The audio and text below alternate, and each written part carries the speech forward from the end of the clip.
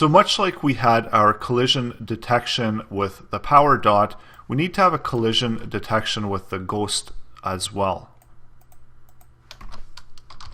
So that was the power up collision detection. And this is going to be the ghost collision detection.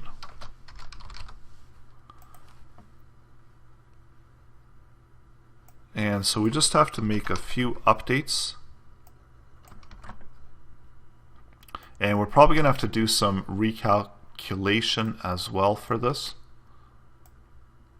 So it might not be exactly the same values.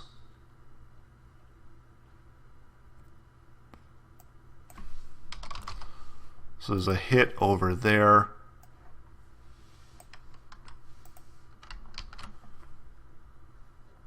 And maybe for right now, we're actually not going to move the ghost around. So just I'm going to comment these out to remove out his movement. Refresh it. And so now we should be able to, and this is obviously a better way to detect the collisions, just to make sure that everything is exactly where we need it to be.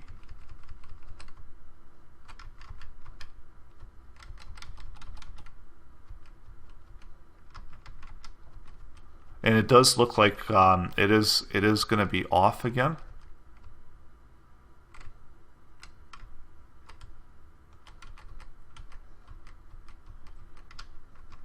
So when we're hovering over here, we're seeing that we're not getting the collisions that we need. The collisions are slightly off and up. So there are some minor adjustments. We have to make collision move over slightly. And it's just not a big enough space that we're taking up. So we have to make some adjustments to that. So I did make some adjustments to it, and it does actually look like it's working much better. So I'm coming in from the left and the right, and then from the bottom. I still need to make an adjustment on the bottom, and then as well for the top. So that looks roughly correct there. So I have to take this same adjustment that I made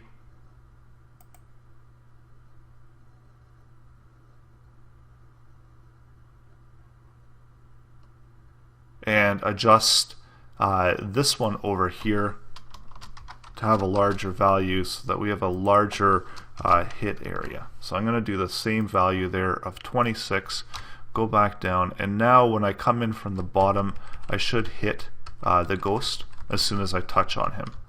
So everything looks really good with the collision detection. So now we can build out some additional functionality as to what's going to happen when we do detect the collision. So one of the things that we want to do is we want to check to see if it's actually the player that's going to win or if it's the ghost that's going to win. And the way that we're going to do that is if this is true, then we know the player scores, and else then we know that the enemy scores. And so we had those scores that we did set up in the beginning. The G score is for the ghost, the score is for the player. So going back to where I just added that,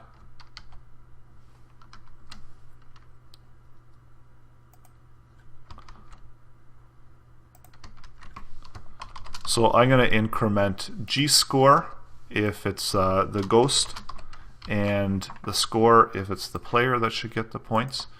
So now we should see something happen with the points.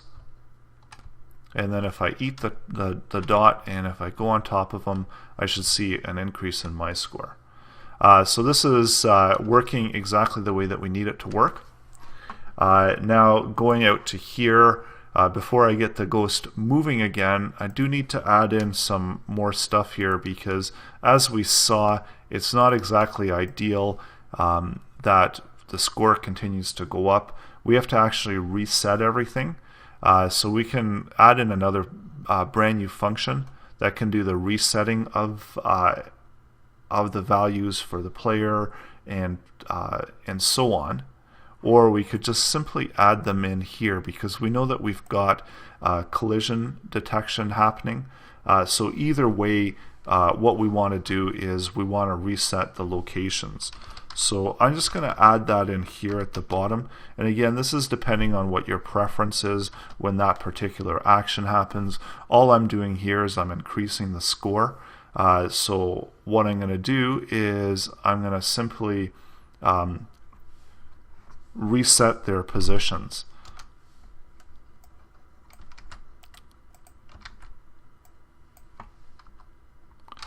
So I'm going to reset him to the player to 10 and 100, and then I'm going to reset the enemy's X. So I'm going to put him on the far side to 300, and the enemy Y, I'm going to place him at 200.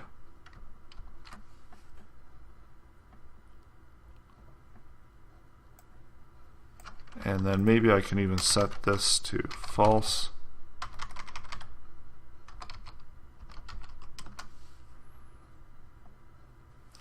And then I got to remember as well that I need to reset some of these values here.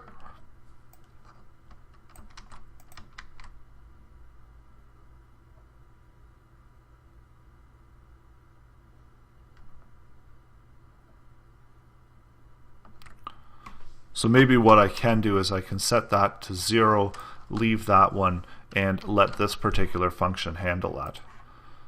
So going back over, so it automatically resets us when the collision is detected.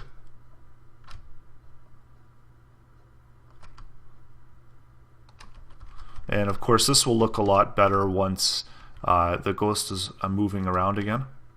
It'll make a lot more sense. So it does look like everything is functioning as we need it to. And now we can remove out those restraints from the ghost and let him actually move around. So he's going to be free to move around. So we're running away from him. So the ghost scores, and then of course once I eat the dot, then he's going to run away from me, try to get away, and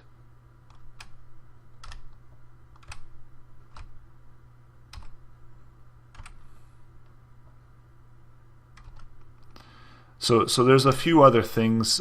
So maybe I can adjust my speed where I can speed up my guy once I eat the power up dot. So we're just going to make some minor tweaks and adjustments in the upcoming lessons as well to make the game a little bit more easier to play.